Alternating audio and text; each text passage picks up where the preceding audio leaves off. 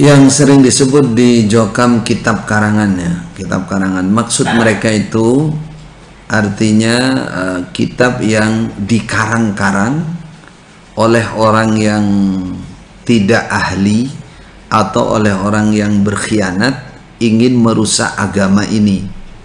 Jadi sama dengan apa namanya, itu bahasa Jawa aslinya kalau menurut mereka. Alah karangan itu, karanganmu itu, artinya ngarang-ngarang, tidak ada mustanad dalil yang dipakai. Itu menurut mereka. Jadi semua kitab yang mereka tidak pernah tahu bahwa itu, walaupun itu kitab hadis, walaupun selain kutubus sittah terutama, mereka bilang kitab karangan. Contohnya misalkan Nahwu Shorab, itu berbicara masalah bahasa, tata bahasa Arab, itu juga mereka sebut kitab karangan. Bahkan tafsir Al-Quran, syarah-syarah, bahkan fikih, usul fikih, mereka anggap semua kitab karangan yang tidak boleh dipelajari dan dianggap menyesatkan. Inilah doktrin pembodohan umat, ya, pembodohan umat. Padahal sebenarnya kalau orang mau membaca saja, mau mendengar saja, mendengar bagaimana sejarah perkembangan keilmuan dalam Islam, malu berkatakan begitu, malu. Misalkan fikih sekarang, fikih mereka anggap, nanti mereka sebut kitab-kitab fikih ini kitab karangan gua biuk sampah, dan padahal fikih itu apa toh? Fikih itu adalah kesimpulan hukum, kesimpulan dalil, ya. Dikatakan al-ahkam asy-syar'iyyah. Fikih itu adalah hukum-hukum syariat. Al-amaliyah yang berkaitan dengan pengamalan, bukan akidah. Al-muktasabah yang diambil min adillatiha at-tafsiliyah, dari dalil-dalil yang ada dalam Quran hadis secara rinci. Kesimpulannya itu disebut fikih. Oleh mereka dikatakan kitab karangan, menyesatkan. Lalu kita kembalikan, nah kamu menjelaskan Quran hadis, Anda menjelaskan Quran hadis, itu namanya fikih. Cuman fikih Anda itu tidak beraturan, tidak, itu sakarepmu gitu, nggak ada standarisasi benar salahnya, itu nggak punya Anda, karena nggak ngikuti para ulama. Kalau para ulama sudah punya standarisasi fikih itu harus seperti apa, namanya usul fikih, tata cara mengeluarkan fikih, pedomannya sudah ada di situ, dan itu sudah disusun, sudah dibakukan dan dipakai oleh para ulama. Kalau Anda semua orang Jokam misalkan mengatakan itu dari Mekah, di Mekah tidak ada, misalkan di Mekah dulu, bayangan mereka itu di Mekah dulu nggak ada fikih, misalkan satu contoh saya kita sebutkan, maka ini bohong. Guru yang disebut Syekh Abu Samah Abdul Zahir itu fikihnya adalah Hambali. Kemudian Syekh Umar Hamdan yang dianggap sebagai guru kutubus sittah, Kiai Haji Nur Hasan yang dianggap itu fikihnya adalah Maliki. Jadi bohong semua. Itu pembohongan publik, pembohongan umat. Itu contoh. Jadi itu salah besar kata-kata seperti itu. Mungkin bisa itu diterapkan kata kitab karangan kepada kitab-kitab yang menyimpang dari Islam. Akidahnya misalkan susunannya golongan-golongan yang seperti golongan Khawarij atau Murji'ah atau Qadariyah atau Jahmiyah atau Syiah dan lain-lain, mungkin bisa.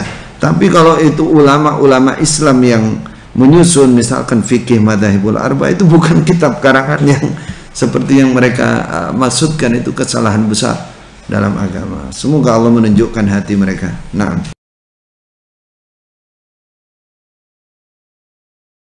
halaman 9394.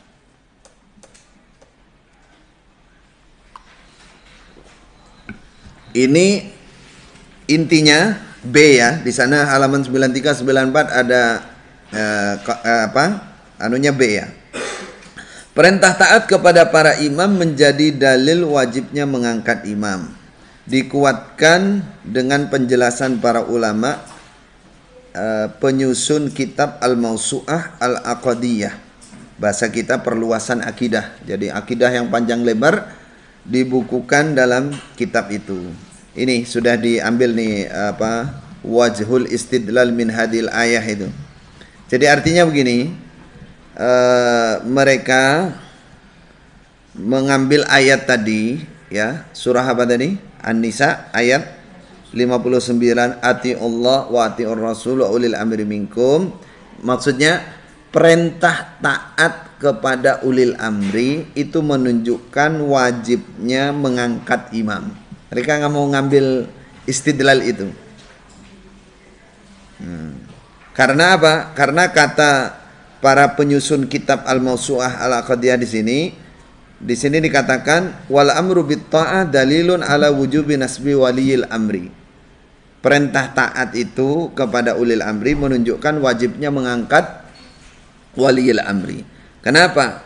Karena tidak mungkin Allah memerintahkan kepada sesuatu yang tidak ada wujudnya, atau wujudnya hanya sunnah.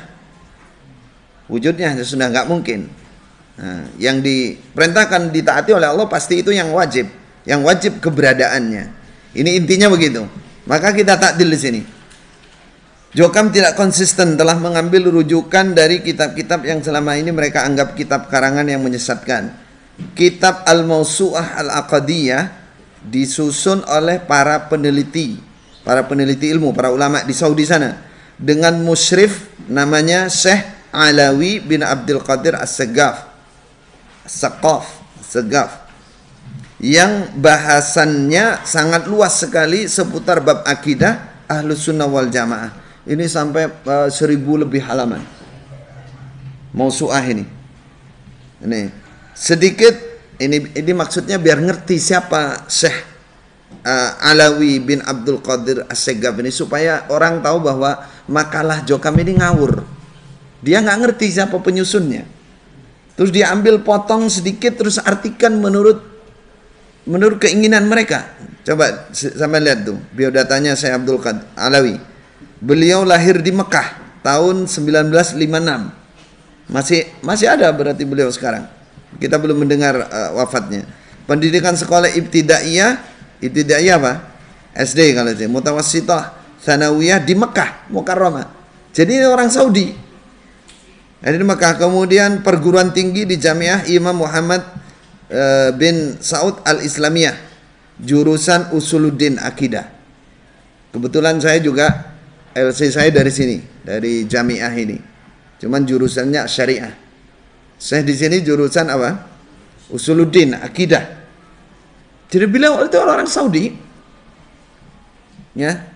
Jadi ini jelas Jokam ini sok-sokan. Apa? Ada tulisannya. Jokam sok-sokan ingin menunjukkan keluasan ilmu dan kebenaran keyakinan mereka dengan mengambil rujukan dari berbagai macam kitab. Wah ini mungkin kesannya itu, wah ini nggak sembarangan kita ini. Wah, mungkin yang nyampaikan begitu. Wah ini dalam kitab Al-Mawsu'ah Al-Aqdiyah ini kitab yang masyhur paling gitu. Kurang lebihnya gitu. Oh, benar kita ini. Masya Allah. Intinya kalau kita ngerti penyusunnya lah orang Saudi. Syekh di Saudi sana. Tidak mungkin dia bermaksud ini imam golongan. Imam yang tersembunyi nggak mungkin. Ya amir ya raja itu, penguasanya dan wakil-wakilnya itu, gubernur dan seterusnya itu. Dia hidup di sana, hidup di Saudi.